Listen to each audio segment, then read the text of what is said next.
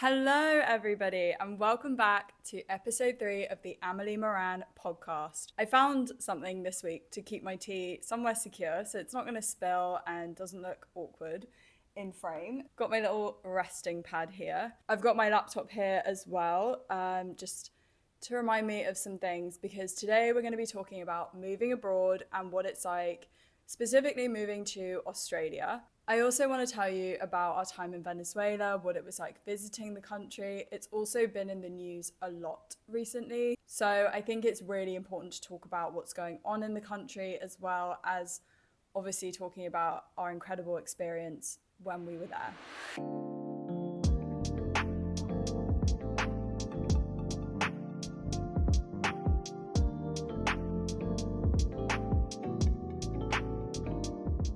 To update you guys on my last week, it was actually a really nice week. Last weekend, we spent it at some family friend's house down in Lorne, which is just over like 2.5 hours from Melbourne. It's actually where I got this new knit vest, which I'm obsessed with, especially when you've moved over with just a backpack. Getting new clothes is like the nicest thing ever.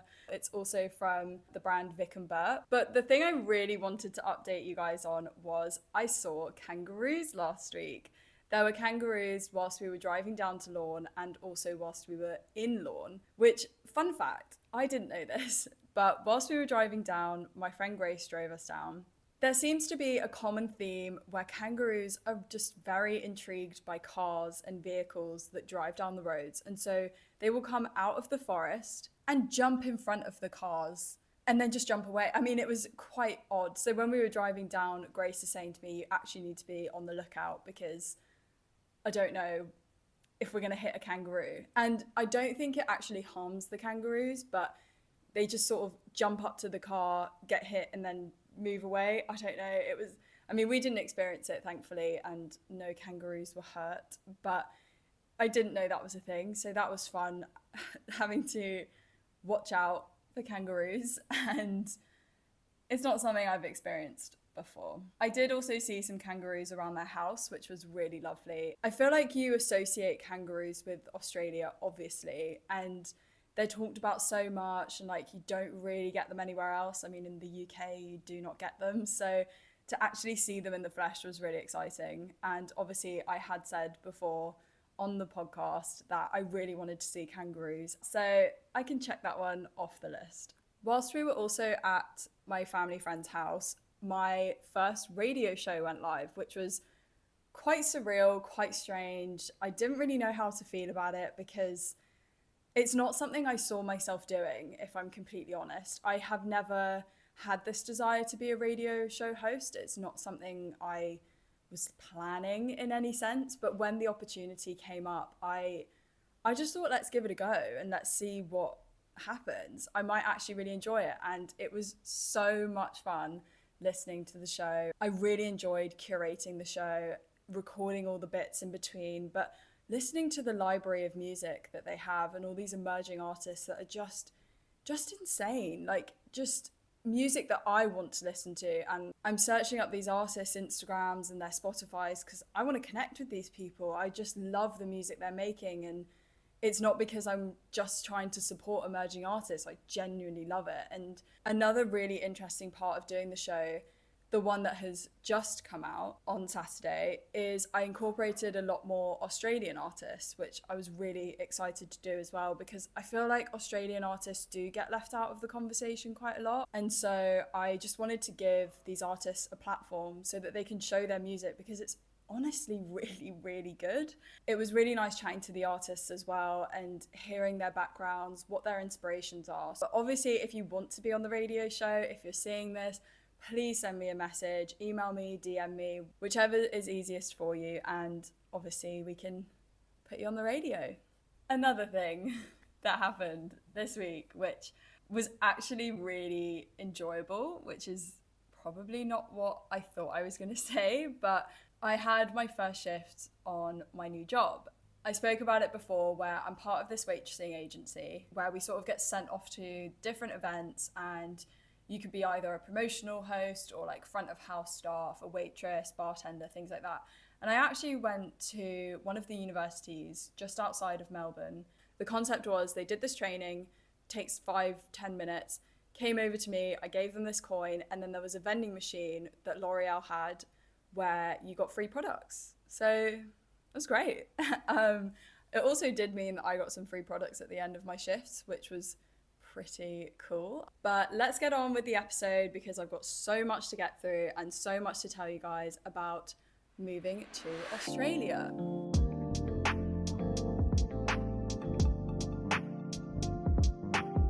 The first thing I want to get into is obviously what motivated me to move abroad, and then specifically Australia. I actually didn't ever really have an intention of living abroad. I've always wanted to travel. Like I've said before, my parents did the trip of Mexico to Chile, and they actually ended up living in Sydney straight after they'd done their travels. I think when you grow up hearing about that and all the amazing experiences, you want to experience that as well. That's my only connection, I would say, to living abroad. I also do have family friends here, and so I felt very comfortable being here because if anything went wrong, if I needed anything for whatever reason, I know I can go to those people. In terms of preparing to move to Australia, I actually booked my flight before I had my visa. Don't know if I recommend doing that because sometimes that can go wrong and your visa can take a long time to come. I don't know, for some reason I just thought that that would be okay, and luckily it was. I booked my flight and I actually managed to do it on a Black Friday deal, so it was I think half of what I should have paid, which was insane.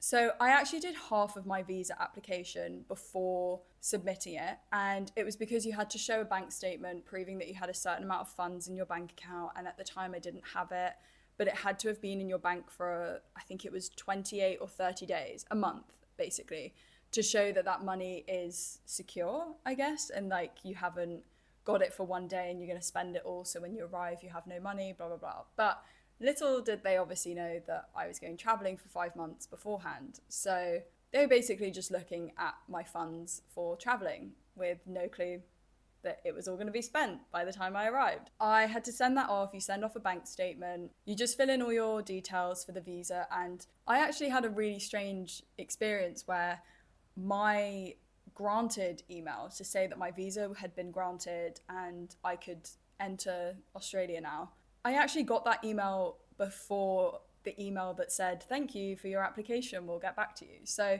mine came back instantly, but I think it's because I'd filled out so much of it the month before and I just needed to wait the 30 days to show them my bank statements. I don't know how common that is. I have heard it happens to other people as well, but then you have the opposite where we have some friends that have been waiting for months for their visa. I definitely think doing it from a UK IP address makes it a lot easier than, for example, doing it in Southeast Asia. I would just say make sure you check when you're applying what all the requirements are for your visa, because you don't want to be caught out and then sent to the back of the pile and it just takes longer.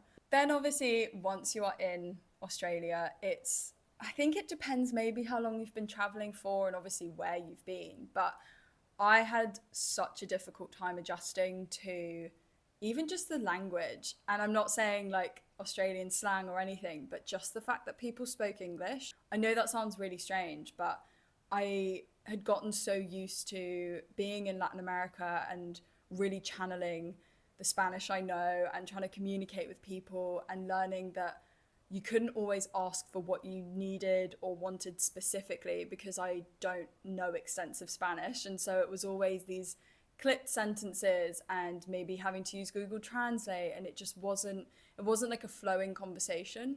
I think also I did speak about this before, but the jet lag as well was obviously something that you just have to adapt to and something that you just have to let it run its course. I don't think you can like push yourself through the kind of jet lag. Just take your time with it, be patient with yourself is one thing I would say about moving here and like the immediate effects you feel.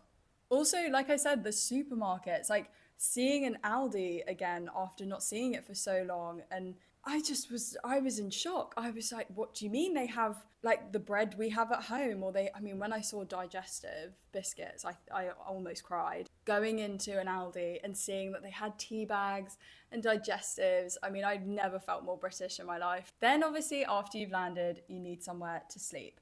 I have mentioned this before, but we luckily have an apartment from a girl who's subletting to us, and we're really hoping to keep it. So we'll see.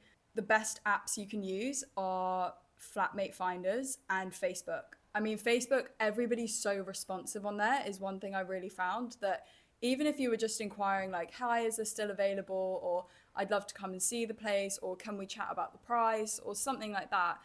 Everybody's so responsive, because obviously everybody wants to get rid of their flat, or they need someone to come and live in it, and everybody's like benefiting each other, I would say. But from what I've seen, a lot of the flats are unfurnished. Maybe it's like a Melbourne thing, maybe it's just where we've been looking, I don't know. But a lot of the flats do come unfurnished, but I don't want people to think of that as an issue. We certainly don't see that as an issue, because you can just buy everything from charity shops. There are a lot of people on Facebook that are selling all of their stuff because they're moving back to the UK or they're going traveling, and it's really common for me to see Facebook posts where people are saying, I'm selling all my pots and pans. I would say Facebook is your best bet when you're moving here and you don't have a furnished place. If not, there are really good areas in Melbourne for the backpackers if you want to come and you're staying in a hostel. I know that a lot of people have said St Kilda, like there's loads of backpackers that go and stay there. I think it's a really nice area. I think it's just doing a bit of research, seeing what kind of accommodation you like. You can actually just ask the questions you need.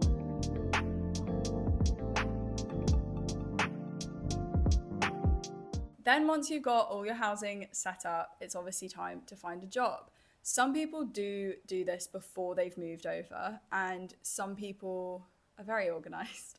I found it really difficult finding a job, I won't lie. I don't know if it's a Melbourne thing. I don't know if it's an Australia thing. Maybe it's a me thing. I don't know. I definitely thought it would be easier. But I will say, I think I have applied to about 350 jobs. Not exaggerating. But that is also, I think, because of the certain industry I am looking in. And I know it's a very competitive industry. I do have a bit of a limitation being on a working holiday visa, because I can only work for a certain company for 6 months.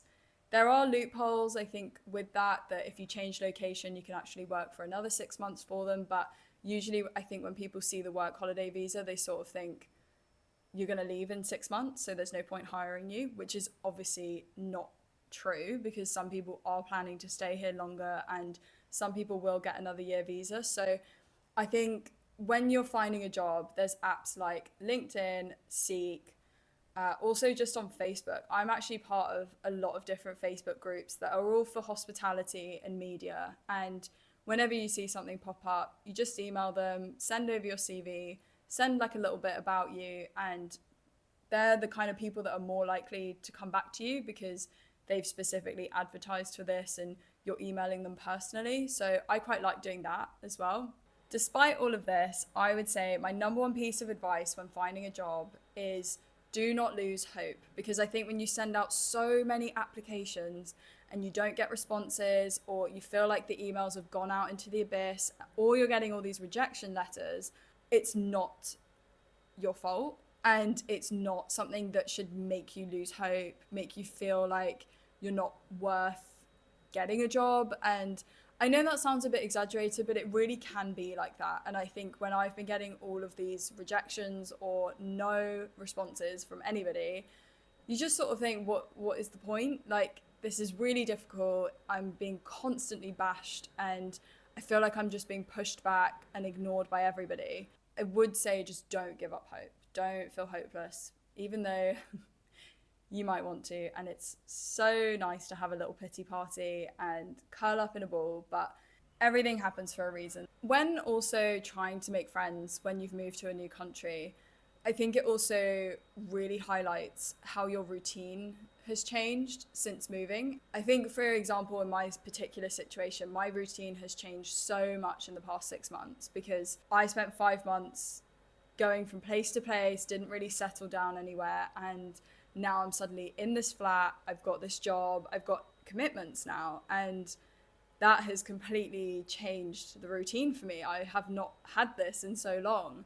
And so there have been a lot of lifestyle changes, I would say, as well. I mean, also even things just like adapting to how much food costs over here or how much the bus costs. It's things like that where it's so different to what you've been used to for a certain amount of time, and adjusting to that is a lot. I mean, one thing I would say is the biggest thing that has been a change is just not having things that you would have at home that to you when you're at home are so normal. Things like your favorite eyeliner, or I don't know, your favorite pair of shoes, or maybe you have your trainers and then you have your like nice boots that you go out in. Just little things like that that I just think it really makes a difference. Or even the fact that I have loads of hair bobbles at home and hair bands just in a drawer somewhere. I don't have that here.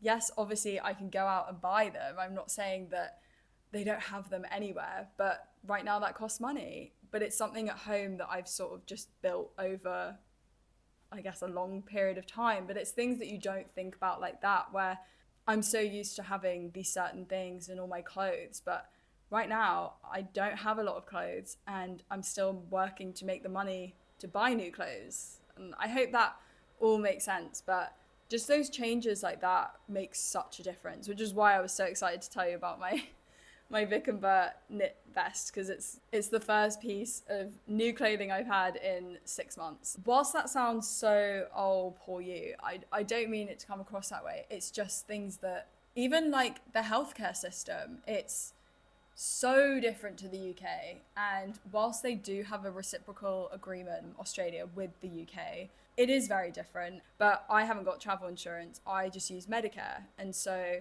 it's their system, it's their sort of version of the NHS. And because they have a reciprocal agreement with the UK, I can get money off certain things, like I think it's appointments and prescriptions and things like that. And it's really easy to set up. It's really easy to like submit a form and go and sort it. But it's things like that, adapting to this new lifestyle of how you set up your doctor's appointments. Where is my doctor? I need to find a new doctor. Whilst it's exciting, I just think it is also obviously quite daunting, because it's just so different. And speaking of different, the public transport here in Melbourne is, look, I grew up in London, so I thought transport, I know transport well. I've taken bus, tube, tram, everything in London. I was severely humbled this last week where I took public transport to my shift. That was great. I actually did really well on that. I was very proud of myself because it's very confusing. Then coming back, I somehow got on the wrong tram to the point where I ended up 30 minutes north of my house in a completely different suburb, completely different neighborhood. And I actually passed my street on the tram and thought, oh my gosh, okay, well, I would have turned there to go to my street. Okay, well, we're on the tram, so maybe they take the long way around. And I ended up 30 minutes in the complete wrong direction. I actually think I messaged Sam and just said, I'm getting an Uber home. It was like a 10-minute drive. I didn't know that you couldn't just tap your phone to pay for something like the tram. So this week I actually was like slamming my phone against the little tappy icon, thinking, just take my phone, come on, I've got the right card, please, please. And everybody's looking at me like, what's wrong with you? I didn't realize you needed to get their version of an Oyster card. And so I went to the station and I was like, please help me, because I'm clearly not from here and I don't know what to do. And the guy just explained it all to me, and then I got on the wrong tram anyway, so it was all pointless.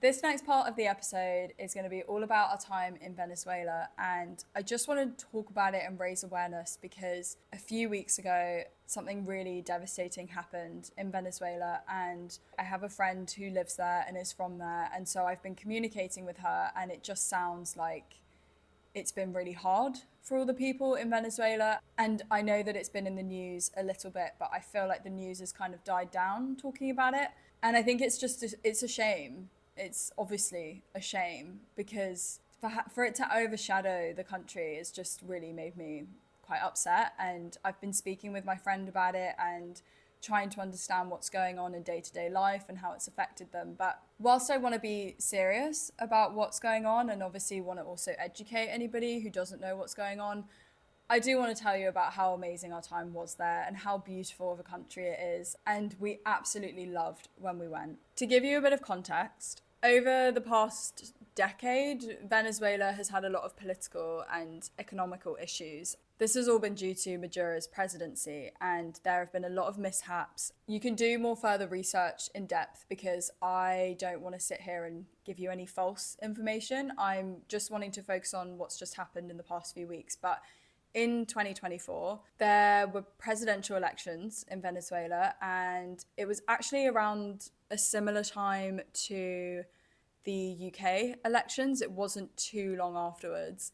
But the elections were actually sort of marked with fraud and what some people would say was a lack of transparency, because President Maduro got another term, which everybody didn't see coming, I think, from what I understand. And I'm only saying this from me speaking with my friend and from what I've read, but people really didn't think that that was going to happen. And it was such a shock when he became elected, because it just elongated any hardship that people have been dealing with in Venezuela. And I think it's left people very sad. But that's just some of the context to make you aware of what's been going on. I would really encourage you to just research it yourself, go into a bit more detail. But I really want to talk about how we ended up going to Venezuela, because it was not planned, it was not on our list, and we actually didn't think it was going to be safe enough at the time. So we began our travels in South America,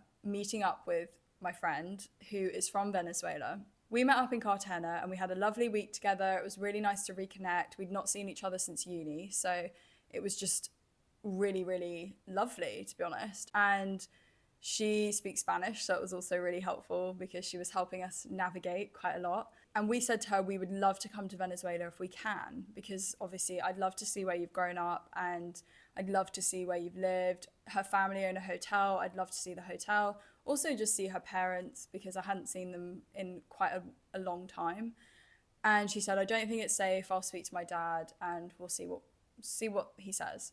So we carried on doing the Caribbean coast. We didn't really think Venezuela was going to happen. We also didn't know how we felt about it, because obviously there is a lot of hardship going on over there, and we didn't know at the time if it was secure enough for us to enter or if it was safe enough for us to go. I then got a message back from my friend and she said, yeah, my dad has given me some steps on what I need to do.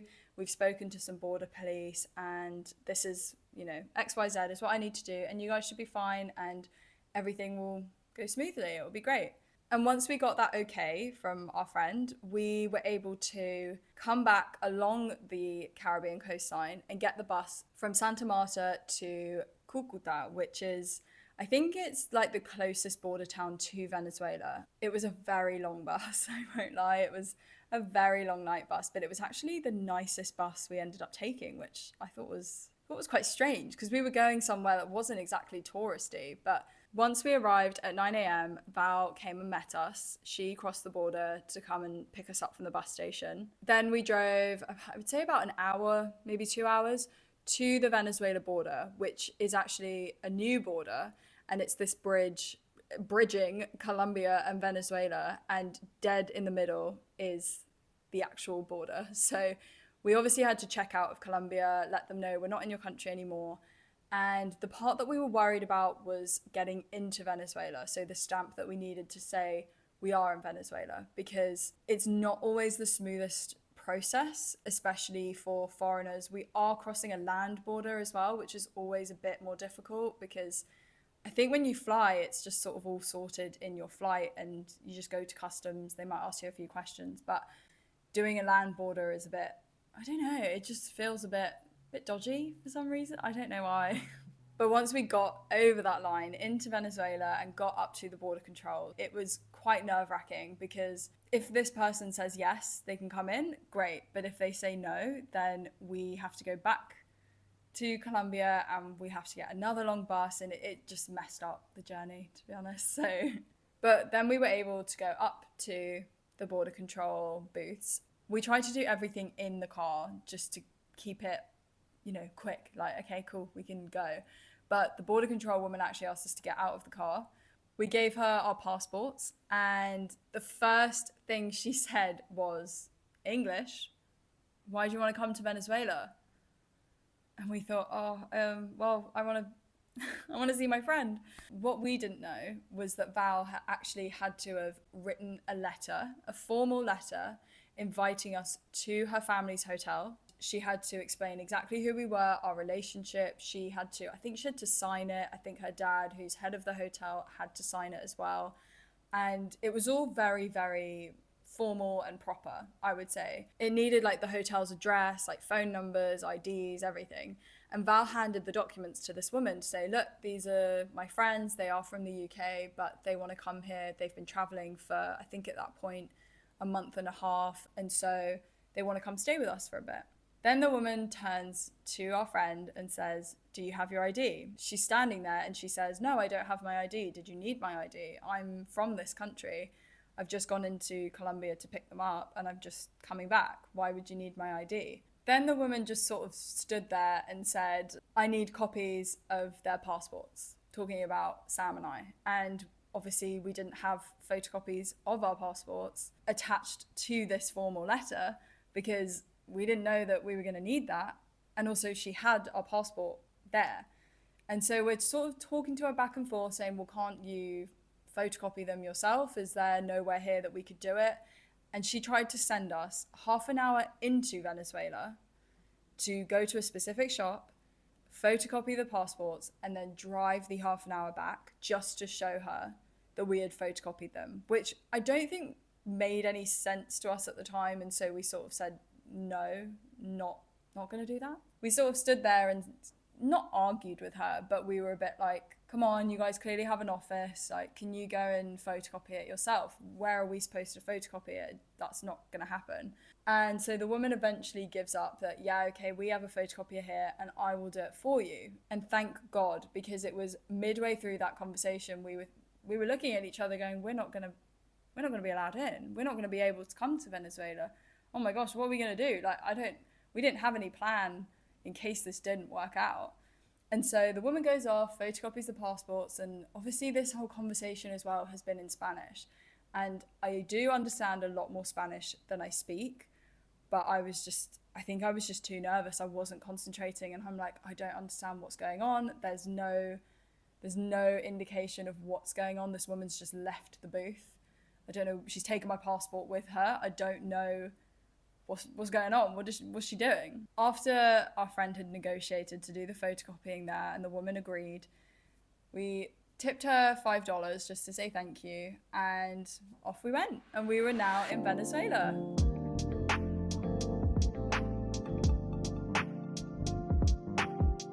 Until we got to the 3 police stops. This was probably one of the most nerve-wracking experiences just after going through the border control. We had to do a few routine police checks, which I didn't think was that weird, but these police would stop you. Some of them just say carry on, some would say can you pull over. And on the last police check, and we're going, okay, it's the last one, all good. There's nothing wrong going on in our car, there's nothing bad going on in the car, but you just don't want to be stopped because obviously we're English and we don't know if they might say, no, this isn't okay, you need to go back to the border. So we get pulled over by this policeman and he opens the boot of the car. He was checking our passports and I think he was just so shocked because we were English and he'd not met any English people before. So he was just sort of questioning us, like, where are you from? But I am bearing in mind that it's with a police officer who's in an area where they're not used to foreign people. And so I'm like, I want to stay on your good side. But after that, he let us go, and I think we drove maybe about another hour, and we got to Val's family hotel. Our time in Venezuela mostly consisted of learning about the culture in itself and all of the history, eating some of the best food, but also seeing parts of the town where our friend grew up and things like where she went to school. It was really intimidating, I would say, at first being there, just because I stick out like a sore thumb. There is no hiding my bright red hair when you're surrounded by lots of Venezuelan people. And I was tanned at that point, but compared to everyone around me, I'm really not that tanned. And so it was quite a lot of people staring. To be honest, I didn't understand a lot of what was being said, so I sort of just brushed it off. One of our favourite places to visit was actually this leisure centre. They had baseball, they had basketball, they had somewhere you could play hockey. They also had a massive swimming pool in the middle, which I thought was really cool. But it was so friendly and so family orientated. There were restaurants, bars, and everybody was just having a nice time. You're either watching your friend play their sport or you're having fun in the pool and chilling out. The adults, everybody's got beers, everybody's just relaxing. The thing that really strikes me about Venezuela and their daily routines is the electricity in the country. And I don't know if this is common knowledge, so please correct me if this is something everybody knows, but electricity is only on for 12 hours a day in some parts. Where our friend lives, that's how it is. And so you will have electricity maybe from 11 a.m. to 11 p.m., but you won't have it overnight, and vice versa. There were different kind of time slots for how long you got your electricity for, and it's all controlled by one company. It was really difficult, I think, for us to understand. Obviously, we come from a first world country, and so we don't experience things like this. It was really sad to learn about how people are just quite helpless in those situations. You know, your fridge goes off, your Wi-Fi goes off, all your lights are off, and you don't have any way of kind of dealing with that. They're perfectly able to keep the electricity on, but it's an active choice to not do that. Some people do have generators though, which luckily enough at our friend's hotel, they had generators. So I actually wouldn't say we experienced it as badly as we could have, but our friend knew people that were experiencing it really badly, and it was just interesting to learn that the way they deal with it is some people just go for drives in their car for a long time, or some people will take food and things over to another person's house to keep it cold. For example, there was one night where we went to this hot dog restaurant, and it was the kind of hot dog restaurant that they gave you every topping. And I mean, like, you could have 3 types of meat on your hot dog, you could have cheese, carrots, celery. I mean, it was like, I've never experienced this before. And we go and we sit down, and actually the waiter was laughing at Sam and I because we didn't speak Spanish, and he hadn't met English people before, and so was like, what do you mean you can't speak Spanish? What do you mean, like, how can you not speak Spanish? And you're not from the UK, you can't be from the UK, no one from the UK comes here. And obviously we were like, okay, but we are here. What happened was, again, the guy asked Sam, oh, Manchester United or City, because the theme of the hot dog place was football and all these amazing footballers. You had like Messi on like a cardboard cutout in the restaurant, and like Ronaldo all over the walls, and it was quite a funny, quirky place. We were there one night and we were all chatting, it was all really nice, and suddenly the lights go out and you're sitting in pitch black and everybody's getting their lighters out for light and everyone's waiting for the generator to kick in. And I think that was the only time where we really experienced it, of how quick it is. There's no sort of preparation, it just happens. But the hot dogs were delicious. It was actually a really fun and nice place to be, because the workers were very jokey and really liked that we were from the UK. They asked us loads of questions about it, and it was really nice to then reciprocate that and ask them about their business and, you know, why the theme of footballers everywhere. And it actually turned out to be a really nice experience. But I think it was the first time we felt like this was quite surreal. But of course, San Cristobal is not the only place to go in Venezuela. Angel Falls is probably one of the most popular tourist destinations, and it's because it's the highest falling waterfall, I think, or it's the tallest waterfall in the world. And most people go and see it either from a helicopter, or you can do, I think it's boat tours that they do. So if anyone's ever been to Iguazu Falls, I think it's quite similar like that. There's also Margarita Island, which actually sounds like so much fun. It's known for its really nice beaches, nightlife, things like that. And I think if we'd been able to travel around Venezuela a bit more, I think this definitely would have been somewhere that we would have gone and visited. If not, Canaima National Park, I hope I'm saying that right, is where Angel Falls is. And as a national park, I think it's just got loads of ecosystems, loads of biodiversity. You could do loads of hikes, walks, and that would definitely be somewhere I'd want to go. I think if we had the chance to explore the country a bit more, 100% would have gone to those places. You've also obviously got the capital, which is Caracas. I don't know too much about the place in itself, but I know that it's a lot more built up than where we were. So that would also maybe be somewhere of interest to go and just go and explore and see what it's like. But I wanted to tell you about our experience as a whole, because I think Venezuela as a country is being completely overshadowed, like I said, with all of the president elections and just how distraught people have been. And I want to remind people that it is such a beautiful country. I mean, the Caribbean coast of Venezuela is a dream of mine to go and visit. It looks so beautiful, and I just want people to not think of Venezuela as just all of the sadness and all of the hardship that's been brought on these people, and celebrate it as a country that has beautiful landscapes, and the people are also lovely. Also, if you've ever had Venezuelan cuisine, you'll know exactly what I'm talking about in terms of it being the best. It's so good. Everything is delicious. Everything feels so homemade, and everything's so rich and filling. And I mean, Sam, it's his favorite cuisine ever. He absolutely loved it. To wrap this up, whilst obviously I don't want to be too serious, I do want to tell you our experience. I do just want to make everyone aware of what's going on and do your own research. I think, I've given a really kind of basic overview. I have not got into any details at all. That was just to give you some context. I absolutely loved Venezuela. If you ever have the chance to go, I do think obviously it will be easier to go if you fly in. Crossing land borders, I think, was only available to us because our friend lived there. But thank you for listening to this week's episode. I hope I've answered questions about moving abroad, moving to Australia, and please let me know if you have any other questions. I'd be so happy to help. And next week's episode is going to be something a bit different. I'm really excited to show you about it. I won't give too much away, but just keep an eye out on my Instagram and you'll see what I mean.